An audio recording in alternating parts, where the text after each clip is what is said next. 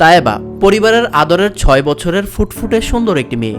বাড়ি শরীয়তপুর জেলার সখীপুর থানার সোহেলকান্দিতে টিটু সর্দারের মেয়ে। তায়েবাকে দেখলে কখনো মনে হবে আপনার বোন, কখনো মনে হবে কারো সন্তান। এত সুন্দর ফুলের মতো এই মেয়েটির সাথে যা ঘটে গেছে তা আমাদের কারোরই প্রত্যাশায় ছিল না। গত ২৪শে অক্টোবর তায়েবা কোরআন শিক্ষার জন্য মাদ্রাসায় গিয়েছিলেন। সেখান থেকে আবার বাড়িতে এসেছিলেন।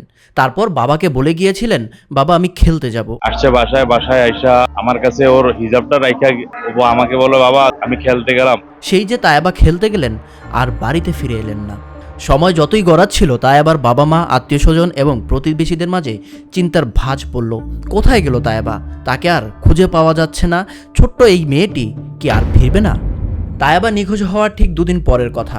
তায়েবাকে আমরা খুঁজে পেলাম, কিন্তু যেভাবে আমরা চাচ্ছিলাম তাকে খুঁজে পেতে, ঠিক সেইভাবে তায়েবা আমাদের মাঝে ফিরে আসেনি। তায়েবাকে পাওয়া গিয়েছে একটা সেফটি ট্যাঙ্কে, অর্ধগলিত মৃত অবস্থায়। প্রাথমিক ধারণা মতে তাকে শ্বাসরোধ করে হত্যা করা হয়েছিল। তায়েবার হাসি খুশি মুখ নিয়ে আমাদের মাঝে ফিরে আসেনি। ফিরে এসেছে তায়েবার লাশ। এই ঘটনার পর এলাকাবাসী ক্ষোভে ফেটে পড়ে। প্রাথমিকভাবে পুলিশ ৩ জনকে গ্রেফতার করেছেন, যার প্রধান আসামি ছিলেন তায়েবার নিজ চাচি আয়েশা বেগম, রং মিস্ত্রি আসিফ ব্যাপারী এবং নাসিমা বেগম।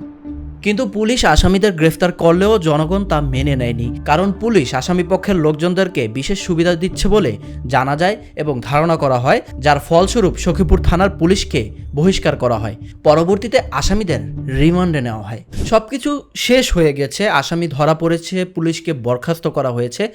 তারপরে তায়েবার ঘটনায় নিল নতুন মোড়। তায়েবার ময়নাতদন্তে দেখা গেল তায়েবাকে শুধু হত্যা করা হয়নি, বরং তায়েবাকে ধর্ষণ করে হত্যা করা হয়েছে এরকম আলামত পাওয়া গিয়েছে। প্রথমে ধারণা করা হয়েছিল তায়েবাকে শত্রুতাবশত বা প্রতিশোধ পরায়ণ হয়ে হত্যা করা হয়েছে, যেটা পরে আমরা জানতে পেরেছি পোস্টমর্টেম রিপোর্ট অনুযায়ী তায়েবাকে ধর্ষণ করে হত্যা করা হয়েছে এমন আলামত পাওয়া গিয়েছে। একবার চিন্তা করুন, তায়েবার মতো এই ছোট্ট ফুলের মতো মেয়েটি হয়তোবা আপনার আমার বোনের মতো কিংবা কারো সন্তানের মতো।